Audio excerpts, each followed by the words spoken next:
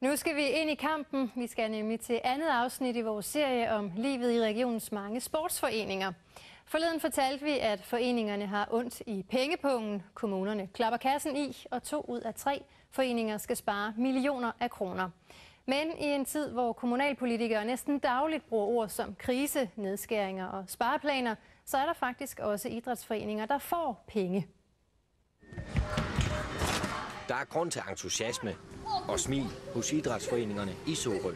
Jamen det betyder da helt fantastisk meget, fordi jeg synes jo, at det er en cadeau til det børnearbejde, der bliver gjort, at der bliver givet ekstra penge til børn og unge. Så det synes jeg er helt fantastisk. Midt i en sparetid giver kommunen tilskud til foreningerne et årligt løft på 250.000. Jeg synes, vi har fået rimelige forhold, rimelige vilkår af kommunen, men det er altså knivet lidt med de direkte økonomiske tilskud. Og det er jo så det, de retter op på nu, så det er dejligt.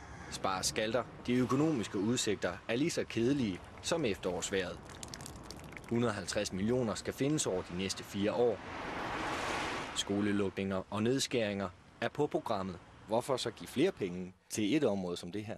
Jo, vi følte egentlig, at det her område var et område, der trængte til at blive opprioriteret. Og det er korrekt, at vi har haft en meget svær budgetlægning, og derfor har det selvfølgelig også været svært at finde ekstra penge. Men altså, man er nødt til også at have nogle midler til at opruste på nogle områder, og det er det her egentlig et udtryk for. Det udtryk kan ifølge foreningernes egen storebror være en god investering.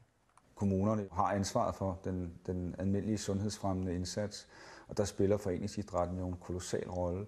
Så for hvor meget få penge er det umuligt at styrke sundhedsindsatsen i kommunerne ved at give tilskud til idrætsforeningerne.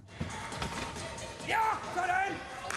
250.000 er en lille del af budgettet, men for foreningerne, der har små pengekasser, er hoppet i tilskud meget vigtigt. Det tror jeg virkelig, det er. Altså, vi kan jo mærke på det tilskud, vi har fået i de forgangne år, kan man sige, at det bliver godt, det tror jeg.